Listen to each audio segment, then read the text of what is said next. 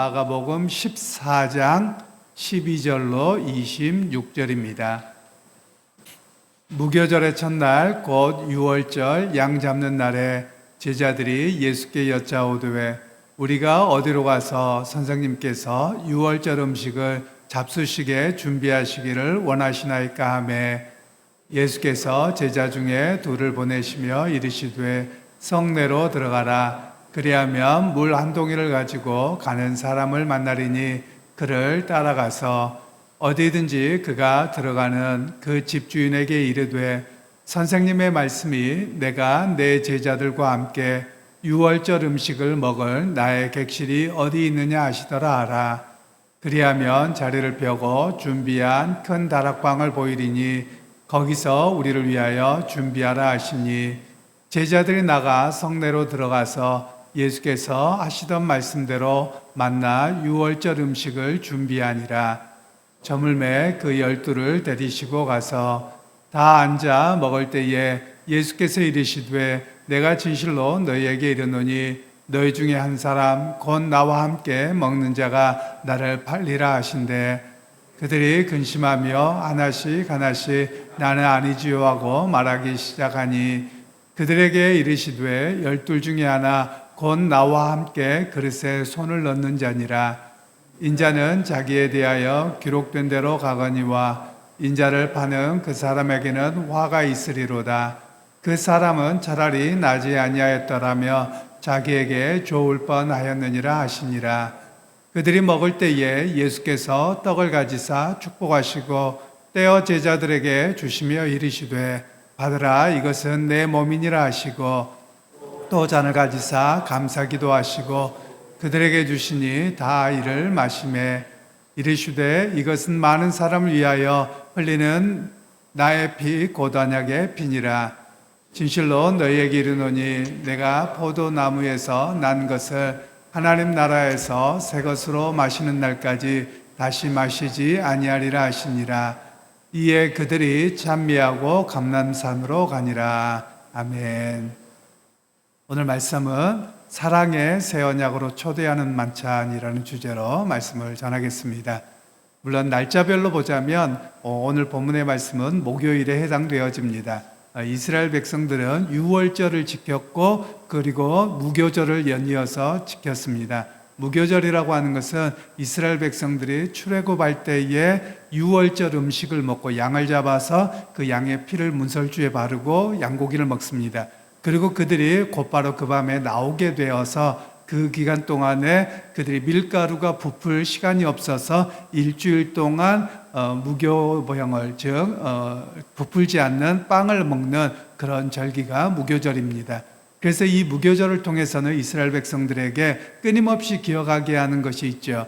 그것은 고난의 빵입니다. 즉 그들이 하나님께서 그들을 출애굽시키셔서 그들이 걸어가는 그 삶의 과정이 고난의 길이었지만 그 또한 하나님의 은혜가 우리를 지키셨습니다 라는 것을 지키도록 하는 것이 무교절입니다. 그래서 유교절과 무교절은 같이 붙어 있어서 연이어서 지켜지는데요. 유월절이라고 하는 것은 이스라엘 백성들이 애굽의 광야에서 애굽의 노예 생활에서 종살이로부터 해방되었다. 그런데 그들이 양을 잡아서 문설주에 피를 바르고 그리고 양고기를 먹습니다. 그래서 이 의미는 무엇이냐면 바로 누군가의 피 흘림을 통해서 내가 구원받았다라는 겁니다. 그래서 유월절이란 말은 넘을 유자를 써서 넘어갔다, 죽음을 넘어갔다 이런 의미를 갖고 있는 것이죠. 그런 의미에서 바로 누구든지 다 죽을 수밖에 없는 죄인인데 어린 양 되신 예수 그리스도께서 친히 피를 흘리셔서 우리의 죽음을 면제시키셨다, 우리의 죽음을 뛰어넘어가셨다 이런 의미가 바로 유월절이 되겠습니다. 그런 의미에서 이스라엘 백성들에게 이 유월절과 무교절을 지키면서 하나님께서 기억하게 하시는 것이 있습니다. 바로 그것은 하나님이 구원하시는 은혜에 대한 감사요, 또 종되었던 삶에서 해방되었던 또 죄인된 우리의 모습이 오직 어린 양의 피를 통해서 구원받게 되는 것을 기억하고 고백하도록 하는 절기가 바로 이 유월절의 절기입니다. 그러면서 이 유월절에 예수님께서 유월절 양을 잡는 무교절 첫날에 제자들에게 이야기를 하십니다. 너희가 예루살렘에 들어가서 어떤 한 사람을 만나며 물동이를 지고 가는 사람을 만나서 그에게 주님과 함께 유월절 음식을 어디에서 먹을 것인지 물어보라고 합니다. 그랬더니 이들이 예수님의 말씀을 그대로 순종해서 나아갈 때 그 물동이인 사람을 만나고 또 그에게 물어봅니다. 여기에서도 우리가 한 가지 알 수 있는 것이 있죠. 이 물동이를 이고 가는 사람이라는 것은 여러분 이 사람의 삶이 그렇게 넉넉하지 않는 일용직 근로자였던 것을 이야기합니다. 그러니까 예수님과 예수님의 12 제자들의 식탁을 준비하고 방을 내어준 사람도 누구냐? 종교 지도자들이나 또는 부자들이 아니라 매일매일 살아가는 그 사람이 예수님의 유월절 식사를 위해서 자기의 집을 흔쾌히 내어드렸던 사람이라는 것을 우리에게 먼저 말씀하고 있습니다. 그러면서 오늘 이 사람의 헌신을 성경은 우리에게 기억하도록 하는 것이죠. 실제로 교회의 역사에서 보면 앞에 나선 사람들은 소수고요. 앞에 나와서 어떤 사람의 유명한 교부들이었다 또는 신앙의 순교자였다라고 하는 사람들은 몇 사람 안 되지만 실제로 이름도 없이 빛도 없이 주님을 섬겼고 또 순교의 자리에 갔던 사람들이 훨씬 더 많습니다. 바로 그런 측면에서 오늘 성경은 우리에게 말씀하시기를 주님 앞에 온전히 헌신되고 주님께 자기 자신을 내어줄 수 있는 사람은 어떤 지도자에 있는 사람이기보다도 정말 주님을 의지하고 믿고 신뢰하는 사람만이 그렇게 할 수 있었음을 우리에게 말하고 있는 것입니다. 그러면서 예수님께서 이제 12 제자들과 함께 유월절 식사를 하시는 가운데 그들에게 빵을 떼어서 주시면서 말씀을 하십니다. 그 식사하는 가운데인데요. 오늘 우리가 성찬에 대한 이해를 조금 잘 이해하시면 좋겠는데 이때 초대교회 당시에는 예배 양식으로 이 성찬이 있었던 것은 아니고 식사하는 가운데서 식사 끝날 무렵에 예수님께서 빵을 떼어주시고 포도주를 주셨던 사건입니다. 그런데 이것이 나중에 시간이 좀 지나서 흐르면서 예배 안으로 가지고 오게 되어서 설교와 성찬 이 두 가지가 교회 예배 예식으로 자리를 잡게 되었습니다. 어떤 측면에서 이야기하자면 교회에서 점심 식사를 하는 것 또는 저녁 식사를 한다. 여기까지가 어찌 보면 초대교회 전통을 이야기하자면 예배 전체의 모습이라고 말할 수 있는 것입니다. 왜 그러냐면 주님께서는 하나의 빵에서 먹고 하나의 잔에서 마시게 하시면서 우리에게 기억하게 하시는 것이 있습니다. 그것은 우리가 다른 사람이 아니라 하나의 가족이요 한 공동체라는 것을 말씀하시기 위해서 하나의 빵과 하나의 잔으로 주셨던 내용입니다. 그러면서 오늘 주님께서 말씀을 하시면서 너희 중에 누가 나를 팔리라고 말씀합니다. 그때 12명의 제자들 돌아가면서 나는 아니죠, 나는 아니죠 이렇게 계속하고 들어갑니다. 그런데 예수님께서 말씀하시기를 나와 같이 여기에 손을 담그는 자가 바로 또 내가 또는 떼어주는 자가 바로 그이니라 라고 말씀합니다. 그러면 예수님께서 이렇게 누구라고 지목하시는 이유가 있습니다. 두 가지 이유입니다. 첫 번째는 그 해당되는 사람은 자기 자신은 잘 알 것입니다. 그러면 그에게 주님께서는 회개할 기회를 주신 것이죠. 그가 회개하고 빨리 돌이켜 오도록 주님께서는 암시하고 계셨던 겁니다. 그리고 두 번째는 제자들은 그때 당시에는 몰랐습니다. 그러나 나중에 시간이 지나고 나서 보았을 때 예수님께서 어쩌다가 잘못해서 돌아가신 것이 아니라 예수님께서는 미리 당신의 죽음을 알고 계셨고 누가 팔자를 알고 계셔서 그것이 하나님의 구원의 계획 속에 있었구나라는 것을 깨닫게 합니다. 우리가 분명히 기억해야 될 것이 있습니다.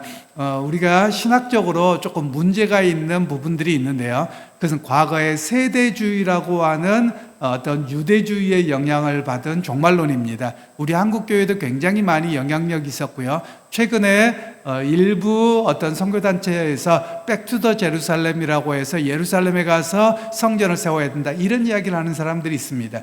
이 사람들의 생각이 무엇이냐면 예수님께서 이 땅에 오셨는데 하나님의 계획과 상관없이 실수로 돌아가셨다는 거예요. 어쩌다 보니 그래서 그 구원의 방도가 원래 제사가 회복되어야 된다, 이런 개념이 나오게 되어졌거든요. 그것에 대해서 오늘 성경은 예수님께서 분명히 보여주고 계시죠. 어쩌다가 예수님께서 잘못해서 돌아가신 것이 아니라 예수님께서는 구원의 계획을 위해서 누가 나를 팔자인지를 알고 계셨고, 또 그에게 회개 기회를 주시기도 하셨고, 제자들과 오늘 우리에게도 하나님의 구원의 역사가 어떻게 계획되어졌고 결국 그렇게 이루어져 가는지를 말씀하고 계시는 내용이라고 할 수 있습니다.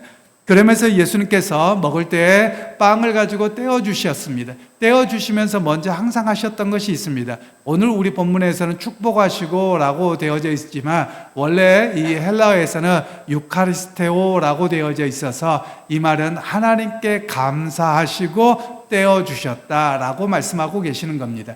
그래서 이 성찬식을 가리켜서는 감사례라고 말을 하기도 합니다. 오늘 우리에게도 말씀하고 있는 것이 있습니다. 즉 우리가 어떤 교회의 성찬뿐만이 아니라 우리의 식탁이나 여러 가지 속에서도 하나님께서 내게 주신 공급하심입니다라는 그 감사함 속에서 참여하도록 말씀하고 계시는 것이죠. 그러면서 오늘 주님께서 또 잔을 주시면서도 말씀합니다. 너희를 위한 언약의 피니라 라고 말씀하시면서 이제는 구약의 양과 포도주로 먹는 그것이 아니라 빵과 포도주를 통해서 이제는 새 언약을 세우시는 이야기를 말씀합니다. 이제는 과거의 양의 피를 바르는 그런 것으로 우리가 구원받지 않고 오히려 오직 참 어린 양 되신 예수 그리스도의 보혈과 그리고 예수 그리스도의 찢기신 십자가의 사건을 통해서 우리가 구원을 받는다는 것입니다. 그러면서 우리에게 이 생명의 양식과 생명의 빵을 먹게 함을 통해서 우리가 진정 어떻게 사는지를 깨닫게 하시는 겁니다. 나에게 영원한 생명이 있는 것이 아니라 하나님께서 공급하신 예수님께서 십자가에 못 박혀 돌아가심으로 말미암아 나를 구원하시는 영원한 생명을 우리에게 공급하고 계심을 오늘 성경에서는 말씀하고 있습니다. 제가 제자 훈련하면서 이렇게 물어보기도 합니다. 먹기 위해서 삽니까? 아니면 살기 위해서 먹습니까? 두 가지가 있는데 대부분의 답은 먹기 위해서 삽니다고 훨씬 더 많더라고요. 실제로 그렇습니다. 물론 또 먹는 즐거움도 있어서 살기 위해서 또 이렇게 먹는 즐거움이 있다고 말할 수도 있을 것입니다. 그런데 우리에게 말씀하고 있는 것은 우리는 먹어야 사는 존재입니다. 음식을 먹어야지만 살지만 그러나 사람들은 육신의 양식만을 먹음으로 살려고 합니다. 그러나 예수님께서 말씀하고 계시는 것은 우리의 영혼은 어떻게 됩니까? 우리의 영혼은 생명의 양식은 예수님으로부터 말씀이 공급되어지고 성찬을 통해서 우리에게 영혼의 양식이 공급되어질 때 우리의 영혼이 사는 것을 또한 말씀하고 계시는 겁니다. 그러게 여러분, 오늘 우리에게 성경은 육신의 양식만을 위해서 사는 자가 아니라 영혼의 양식을 위해 사는 자가 되어야 함을 또한 말씀하고 계시는 것이죠.